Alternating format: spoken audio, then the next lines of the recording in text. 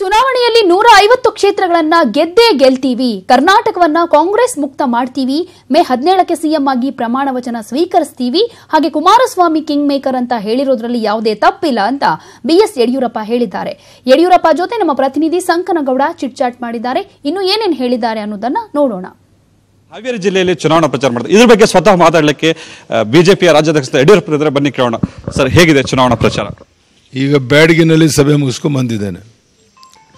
ಅಕ್ಷರಶಃ ಒಂದು 30,000 ಜನ ಇದ್ದರು. ಬೆಳಗ್ಗೆ ಹಿರೇಕೆರೂರಲ್ಲಿ UV ಬಣಕಾರ ಕ್ಷೇತ್ರ ಮುಗಿಸ್ಕೊಂಡು ಬಂದೆ, ಅಲ್ಲಿ ಸುಮಾರು 20,000 ಜನ ಇದ್ದರು. ನಾನು ಎಲ್ಲೋದ್ರೂ ಸಹ ದಿನಕ್ಕೆ 7 ವಿಧಾನಸಭಾ ಕ್ಷೇತ್ರ ಕವರ್ ಮಾಡ್ತಾ ಇದ್ದೇನೆ.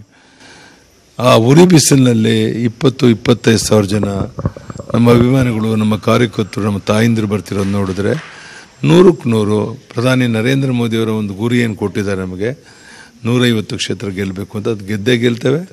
ಸರ್, ಒಂದು ಕಡೆ ಸಿಎಂ ಸಿದ್ದರಾಮಯ್ಯ ನಾನೇ ಮುಂದಿನ ಮುಖ್ಯಮಂತ್ರಿ ಅಂತಾರೆ, ಒಂದು ಕಡೆ ನೀವು ಕೂಡ ನೀವೇ ಮುಂದಿನ ಮುಖ್ಯಮಂತ್ರಿ ಅಂತಾರೆ. ಇದರಲ್ಲಿ ಯಾವುದು ಸತ್ಯ? ನೋಡಿ, ಸಿದ್ದರಾಮಯ್ಯವ್ರಿಗೆ ಒಂದೇ ಪ್ರಶ್ನೆ ಕೇಳ್ತಾನೆ. ನೀವು, ಪರಮೇಶ್ವರ್, ಮಲ್ಲಿಕಾರ್ಜುನ ಖರ್ಗೆ 3 ಜನ ಕಾಂಗ್ರೆಸ್ ಮುಖಂಡರು ತಾನೆ, ಒಟ್ಟಾಗಿ ಒಂದು ವೇದಿಕೆ ಮೇಲೆ ಬನ್ನಿ, ಫಸ್ಟ್ ನೋಡೋಣ. ಕಾಂಗ್ರೆಸ್ಸು ಈಗ ತೆರೆದ 3 ಬಾಗಿಲು ಒಂದು ಮನೆಯಲ್ಲಿ. ನಂಬರ್ 2, ಚಾಮುಂಡೇಶ್ವರಿ ಬಿಟ್ಟು ಯಾಕೆ ಬಾದಾಮಿಗೆ ಹೋದರು? ಸ್ವಂತ ಕ್ಷೇತ್ರದಲ್ಲಿ ಸೋಲು ನಿಶ್ಚಿತ ಅಂತ ಮಾಡ್ತಾ ಇದ್ದಾರೆ. ಸರ್, ಯಡಿಯೂರಪ್ಪನವರು ಚುನಾವಣೆ ಘೋಷಣೆ ಆಗಿದ ಮಧ್ಯೆ 150 ಮಿಷನ್ ಅಜೆಂಡಾ ಇಟ್ಕೊಂಡಿದ್ರು. ಚುನಾವಣೆ ಘೋಷಣೆ ಆದಮೇಲೆ ಎಲ್ಲೋ 150 ಮಿಷನ್ ಕುಸಿತಾ ಇದೆಯಾ? ಎಲ್ಲಿ ಸ್ವಾಮಿ? ಈಗ ಹಾವೇರಿ ಜಿಲ್ಲೆ 6 ಸೀಟ್ ಗೆಲ್ತೇವೆ. ಕರ್ನಾಟಕ ರಾಜ್ಯದ ಉದ್ದಗಳಿಗೆ ಎಲ್ಲೋದ್ರೂ ಸಹ ಒಂದೊಂದು ಜಿಲ್ಲೆಯಲ್ಲಿ 2 ಸೀಟ್ ಗೆಲ್ಲಲ್ಲ. ಇವತ್ತೇ ನೀವು ಬರೆದಿಟ್ಕೊಳ್ಳಿ, ಕಾಂಗ್ರೆಸ್ಸು 55ಇಂದ 60 ಸೀಟ್ ದಾಟಲ್ಲ, JDS 20 ದಾಟಲ್ಲ. ಇದು ನನ್ನ ಸ್ಪಷ್ಟವಾದಂಥ ನಂಬಿಕೆ. ಸರ್, ಸಿದ್ದರಾಮಯ್ಯನವರು ಪ್ರತಿ ಚುನಾವಣೆ ಪ್ರಚಾರದಲ್ಲೂ ಒಂದೇ ಒಂದು ಹೇಳ್ತಾರೆ, ಯಡಿಯೂರಪ್ಪನವರು ಜೈಲಿಗೆ ಹೋದರು, ಯಡಿಯೂರಪ್ಪ ಜೊತೆಗಿದ್ದವರೆಲ್ಲ ಜೈಲಿಗೆ ಹೋದರು. ಒಂಥರ ಪರಪ್ಪರ ಆಗ್ರಹಾರ ಯಡಿಯೂರಪ್ಪನವ್ರು ತವ್ರ ಮನೆ ಅಂತ ಹೇಳ್ತಾರೆ. ಇದಕ್ಕೆ ನೀವು ಸಿದ್ದರಾಮಯ್ಯವ್ರಿಗೆ ಏನು ಹೇಳ್ತೀರಿ? ಇಷ್ಟೇ ಹೇಳಕ್ಕೆ ಇಚ್ಛೆ ಪಡೋದು, ಒಬ್ಬ ರಾಜ್ಯದ ಮುಖ್ಯಮಂತ್ರಿ ಆಗಿದ್ದರು 6 ದಿನದಲ್ಲಿ ಮನೆಗೆ ಹೋಗ್ತಿದ್ದಾರೆ. ಒಂದು ಯಾವುದಾದ್ರೂ ಒಂದು ಕೇಸಲ್ಲಿ ನನ್ನ ಬಗ್ಗೆ ಹೈಕೋರ್ಟ್, ಸುಪ್ರೀಂ ಕೋರ್ಟ್ ಆರೋಪಿ ಅಂತ ಹೇಳಿದೆಯಾ? ಎಲ್ಲದರಿಂದ ನಾನು ರಿಲೀಫ್ ಆದಮೇಲೂ ಸಹ ಉದ್ದೇಶಪೂರ್ವಕವಾಗಿ ಇದೊಂದು ಮಾತು ಹೇಳೋದು, ಮತ್ತು ವೀರಶೈವ ಲಿಂಗಾಯತ ಅಂತ ಜಾತಿ ವಿಷಬೀಜ ಬಿತ್ತುವಂಥದ್ದು. ಅರೆ ಅಣ್ಣ ಬಸವಣ್ಣನ ಈ ನಾಡಿನಲ್ಲಿ ವೀರಶೈವರು ಲಿಂಗಾಯತರು ಒಂದೇ ತಾಯಿ ಮಕ್ಕಳು ಅಂತ ಬಾಳ್ತಾ ಇದ್ದಾರೆ.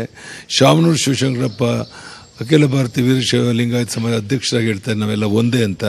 ಅಲ್ಲಿ ಜಾತಿ ವಿಷಯ ಬೀಜ ಬಿತ್ತರು. ಈಗ ಅದನ್ನು ಮಾತಾಡೋದು ನಿಲ್ಲಿಸಿದ್ದಾರೆ. ಎಲ್ಲೋದ್ರೂ ಯಡಿಯೂರಪ್ಪನ ಬಗ್ಗೆ ಆರೋಪ ಮಾಡೋದು ಯಾಕೆ ಅಂದರೆ, ಈಗ ಕಣ್ಣು ಕಾಣ್ತಿರೋದು ಯಡಿಯೂರಪ್ಪ ತಾನೆ, ಜನ ಬೆಂಬಲ ಕೊಡ್ತಿರೋದು ಯಡಿಯೂರಪ್ಪ ಅಂತಾನೆ, ಮುಂದಿನ ಮುಖ್ಯಮಂತ್ರಿಯಿಂದ ಪ್ರೊಜೆಕ್ಟ್ ಮಾಡೋದು ಯಡಿಯೂರಪ್ಪ ಅಂತಾನೆ.